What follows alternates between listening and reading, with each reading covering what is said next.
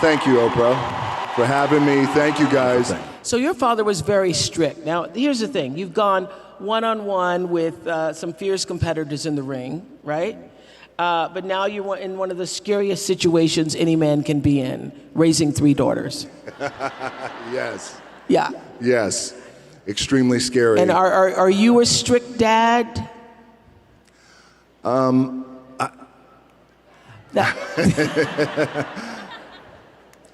am. I'm not super strict, but discipline is important. Yeah. But also, you know, I'll go back to my dad. My dad loved me with the small capacity in which he was capable of.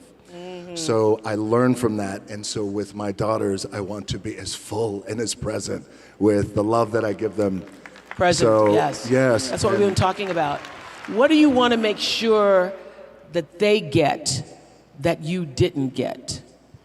And it's so interesting when you have children, I've seen this from a lot of people, who you didn't get what you needed. You just didn't get what you needed because of what The Rock just said. Your parents didn't have the capacity to give it to you. And now that you're older, you have to learn to give that to yourself and to be able to give that to your children in a way that you don't carry on what was done to you. So what is it you want your daughters to know about the way you love them? I want my daughters to know that I love them unconditionally, truly unconditionally, without condition. And I have a daughter who's 18 years old. Her name is Simone. Jasmine, who just turned 4. Tiana. Baby Tiana, thank you, who is getting ready to turn 2. And I am, as I told my 18-year-old daughter, Simone, I said, I love you. I'm going to tell you I love you every day. I'm going to text you I love you. So you're one of those say the words out loud. Yes, because I didn't get that. And Yeah. I will look at you, I love you, and I'm going to text you. But I also told her, I'm unattached. You don't even have to text me back, right? You could text me back, it's fine, but you don't have to. Like, it's okay. It's without condition. It's unconditional love. And I also want to teach my daughters the value of hard work. More importantly, I want to teach my daughters the value of being kind and how important that is. Well, you know, I read that your father, you used to watch him in training, and he would say, if I'm going to get up at 6 a.m., you're going to get up at 6 a.m. So what do you think you got the most from him? Was it your work ethic? What was it? It was definitely my work ethic. My dad was a man who against the odds, made it. But he would get up at usually 5:30 in the morning, and he would say, if I get up, you're going to get up too. He would drag me to the gym. And by the way, I'm 5 years old, and he would drag me to the gym. Yes. And I wouldn't work out, but he would just make sure that I was there and be with him. And that was our time that we could spend together. But I would say my work ethic from my dad always said too that regardless of what you do in life and where you go, respect is going to be given when it's earned, and you have to go out and earn it every single day. Yeah. So your dad taught you a lot. I wonder, what have your daughters taught you? My daughters taught me how to be, I think, more caring and more sensitive and more selfless. Yeah. Were you there for all of them when they were born? I was right there. Right there. I mean, right there. Yeah. Yes. I mean, you were right there. I was right there, yes. And bring it on. I mean, this is our moment, yes. Yeah, yeah. And is that a life-changing moment when that happens for you?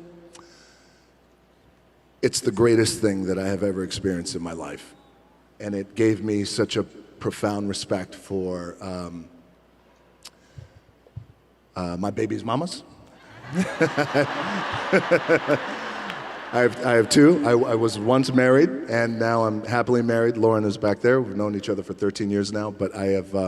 Has been the most profound experience of my life. Because also too, you know, when you meet as a man, you meet someone, you meet a woman, and this is going to be the one, and you want to get married. And my first marriage didn't work out, but then the birth of a child. And what that does, and the lens perspective that just shifts, and it just gives me a new profound respect for, again, their moms. So it didn't work out with the marriage, but then she became your business partner, your first marriage. She did, yes, yeah. yes. And you still are. We still are. So my ex-wife, Danny, the marriage didn't work out, and it was just one of those things where it wasn't an ugly divorce. It was just, marriage wasn't in our cards. We're great friends. Marriage wasn't in our cards, but we both had an appetite for business and to accomplish things. And we thought, well, what if we continued to do business together? And do you think we can? And it felt like it was like we could make something happen, and we did. I know you didn't grow up with a lot of money, and I read the story about when I think you were around 15 and there was an eviction notice on the door, and how that made a big impression on you, right? It did. Now, yes. Now, you're one of the highest paid actors in the world. Oh, thank you. I do all right, thank you. You do all right. And does that title, the sexiest man alive, the highest paid in the what do those titles mean, if anything? You're the greatest, you're the most popular, you're the most followed, you're the most. It's great for the ego. It's wonderful. Kidding. Yeah, the better question is, how do you keep your ego in check when all of that is happening all around you? Sure. Yeah. Very important. People I have around me and how important that is. Do you have anybody who can tell you the truth at this point? Yeah, she's called my wife. Yes. Okay. Absolutely. Lauren can tell you the truth. Yes, Lauren can tell me the truth. But by the way, and this is where it's the tricky thing for us too, being in this position, is we want to make sure that we have people around us who are inspired to do well and reach for and continue to share our vision, but also at times say, well, I'm not quite too sure if that's the right thing to do. So look, I've had a wonderful career, especially coming from being evicted, and those titles are nice and everything is fine. But honestly, I'm so grateful to be in the position I'm in, and I never take anything for granted. I try not Aren't to. you glad that you were once evicted? Because it gives you such an appreciation for what you have now. It just gives such perspective. When we were 14 years old, we lived in Hawaii, and we lived in a small efficiency apartment. And my mom and I came home, and I'll never forget, the rent was $180 a week. And there was an eviction a week, and there was an eviction notice on the door. And it was the final eviction notice. Like, that's the one. My mom started crying, and I never forgot in that moment. It was a seminal moment for me because I felt like I never want to be in this position again. What can I do? So at 14 years old, I thought, well, the heroes in my life, Muhammad Ali, for example, professional wrestlers, they're all men who have worked hard with their hands and they built their body. Yes, that's what I'm going to do. I'm going to do what my dad taught me and these other heroes. I'm going to go build my body so we're never evicted again. But being evicted, by the way, has, as you were saying, has not only given me just great perspective, but also great gratitude, but also, and my team and my family, we laugh at it, but I feel this way, like, oh, well, you know, we're a month away from being evicted. I got to go to work. Like, I still have that in my head. You still have that. I still have that in my head, you know, but it keeps you grounded, by the way. Yeah. Yeah, because that's why the most this and the most that, again, it's wonderful, but the alternative is what I once was. And it also doesn't change the way you're wired, because I still save toast. I do. I will save toast rather than throw it away. Uh-huh. And I know there's going to be more toast, but I still do because there's something in me, because when we were growing up, we had to save it.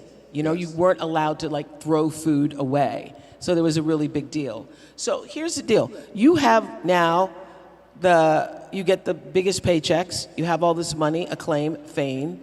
You didn't have that growing up. How do you raise children who have good sense and are also kind when they have everything? Because part of what made you who you are is having had that eviction notice and having not had everything. So how do you do that how are you planning to do that with your children?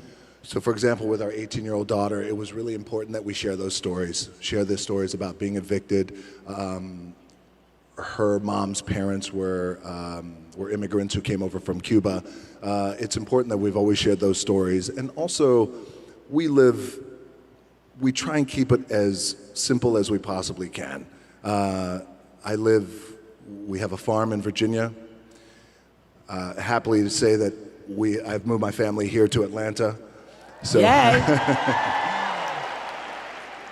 place 30, 45 minutes away where it's very quiet, but also just making sure that we continue to instill in the babies and the kids the value of $1 and what it means and the value of food, and always saying how grateful we are and the things that we're grateful for, especially at that young age. So I want to know, how is success different from the way you imagined it would be? I never imagined this. I at one time when I was a kid, I did feel in my heart and in my gut that I thought, oh, I think the world's going to hear from me. I don't know how, but I do feel that way. But I never thought in my mind it was this level of success or fame even. It was, I don't know how, but the world's going to hear from me. So, which is maybe why, I at times I could walk around and I could look at things like I'm a big kid, like everything can, at times, can be like I'm in Willy Wonka's chocolate factory, where I'm just really in awe of everything that's really happening around me. What's the first thing you splurged on when you realized you had enough to splurge? Okay. So, all right. The first thing I splurged on, so when I was a kid, 14 years old, in my mind, what it meant to be successful, it was a Rolex watch. Ah. Right. So there was such a valuable lesson out of this. So I thought for years, oh wait, every successful man has a Rolex watch and has diamonds in it.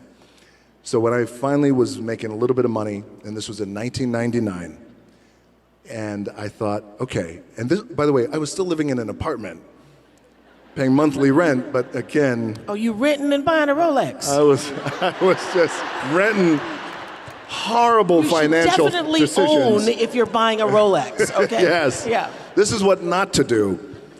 So I thought, this is it, I'm gonna splurge, and I went and I got myself a Rolex, and I wore it, at that time I was wrestling, I wore it in the ring, not for a match, but I was doing an interview in the ring. And I wore it in the ring, and a melee broke out, which always happens in the wild world of professional wrestling. One of the wrestlers fell on the Rolex when it came off. It broke. Live TV, and you see me, oh my gosh, my Rolex. And I'm supposed to be in the moment and wrestling these other guys. Oh no, my Rolex. Like you could see the tail. I'm trying to get my Rolex, and somebody's like kicking me, and they're trying to get it. So I finally get my Rolex back. I go backstage and I look at it. I'm heartbroken now. This is my thing. And I go home that night, and I remember immediately thinking, this is a sign. And I believe in signs. Yes, I do. it's a sign. Yeah. And I will, and I don't need it, and it wasn't right for me at that time, and I never got anything like that again. And so now do you splurge carefully? I do. I'm not a big bling guy or anything like that. Yeah. And I always want to just make sure that now the splurge is usually with property, like we have 2 properties that way. I believe in real estate. Yes, you do. I do. I know. Yes. I love property the way some women love shoes. Yes. I do. Because it's our God anchor. isn't making any more land, okay? That's This is right. what we got here on the planet Earth. You're not getting any more. Yeah. That's right. Yeah. And also the properties are our anchor. It's where we, can be comfortable. And so I have a few pickup trucks. That's it. Just a few. So I remember reading this, that it was like WrestleMania 13, and you were still being called Rocky. And there were a bunch of fans at the time who were jeering you, and they were saying, unkind things.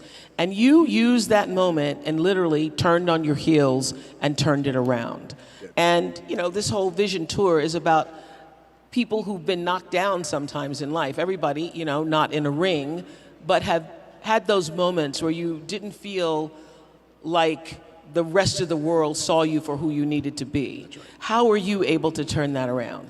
Okay, so thank you for bringing that up. So this is, it was a turning point in my career, and it really allowed me to grow, and it really allowed me just to be me and be anchored in with who I am.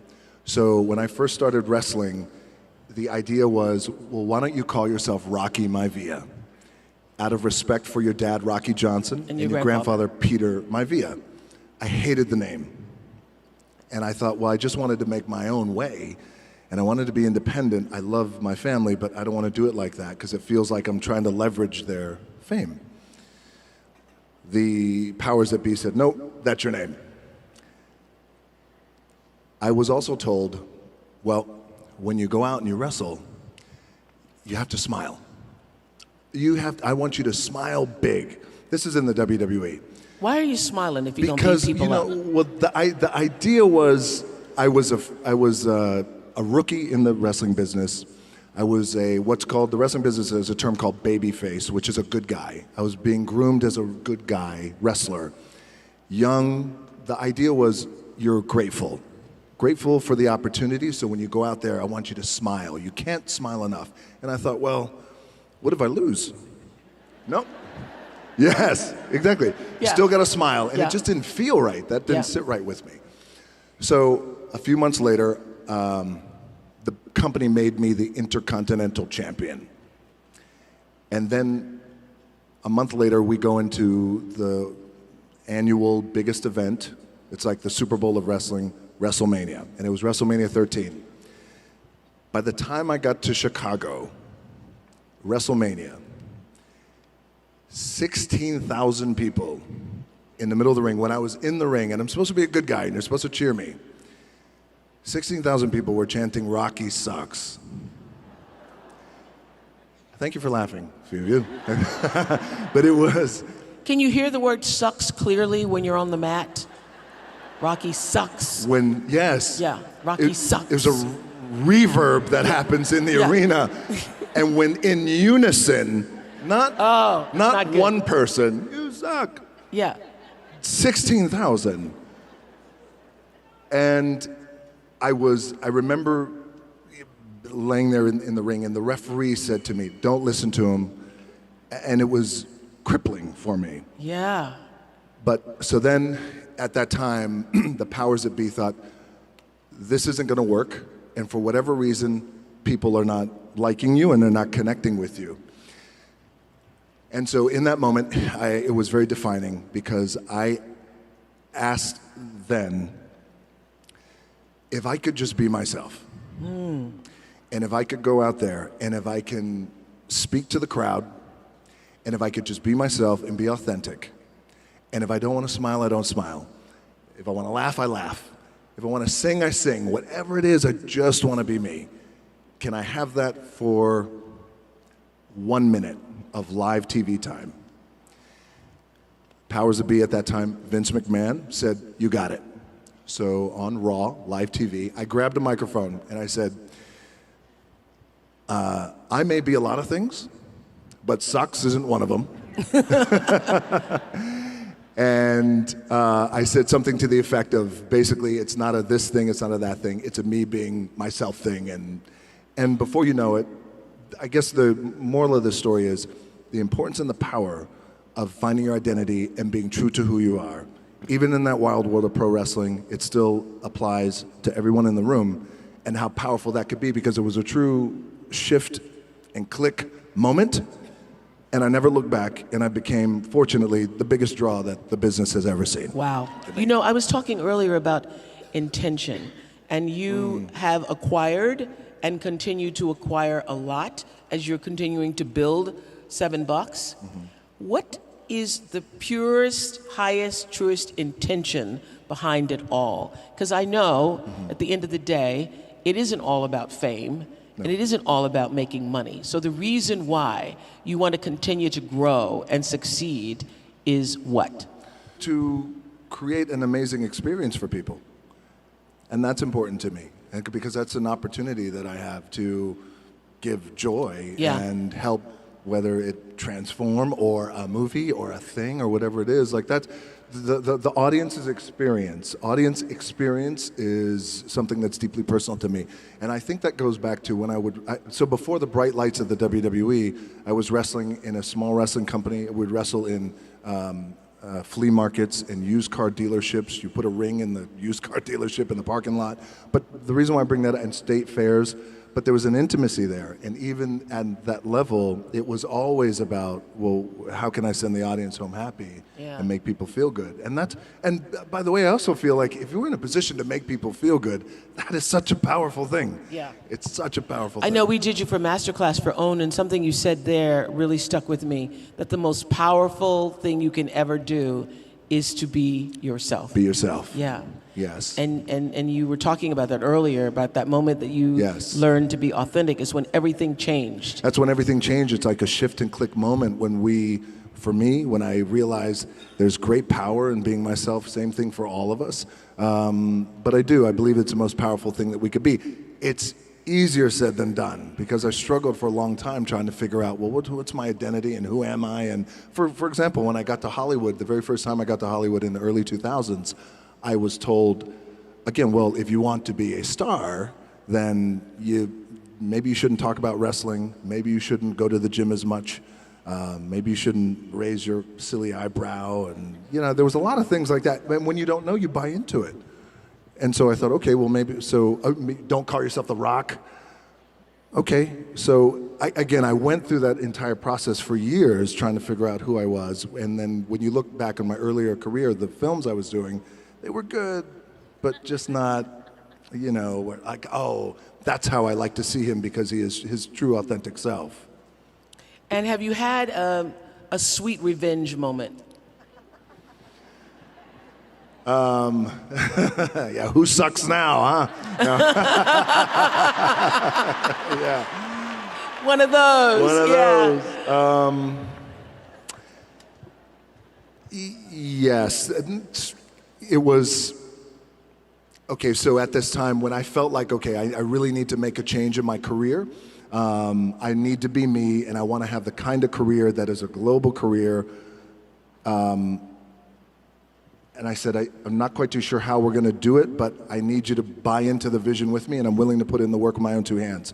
As I was telling my agency at that time in Hollywood. And they all looked at me like I had three heads, and they thought, well, we just don't.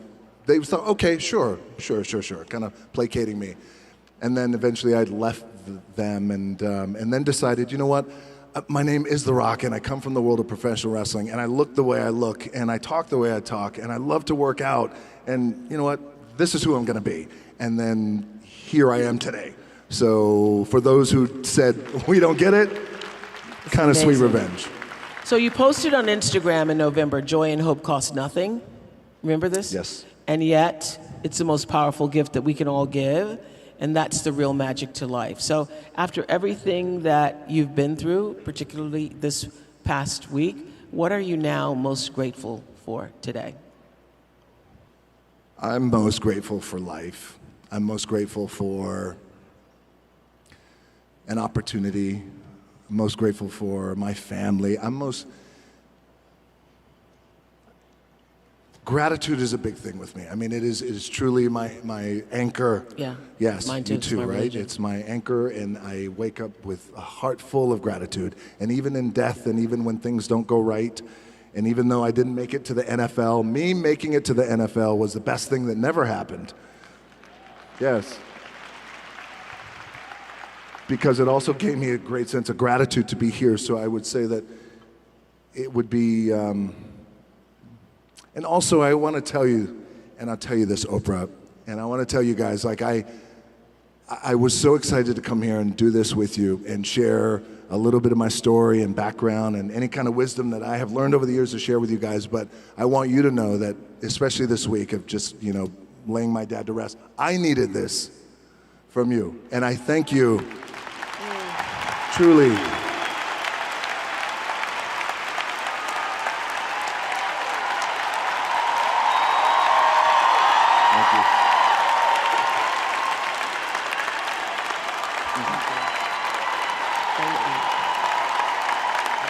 Thank you. Thank you so much. I did. I love you back. I truly do. That's some good mana y'all just gave. Some good mana. But thank you. I did. I needed this, and I needed this. I needed the love and this mana, because what I also realized is, and I felt it coming in, is that, you go to rock concerts and things and events and wrestling matches or whatever, But, you know, when you come to this room and you have thousands, 12, 13, 15,000 people who have one intention, which is to be better and give so much love and receive so much love. Yeah. It's a powerful thing. It is a very powerful thing. Thank you for being here today to share it.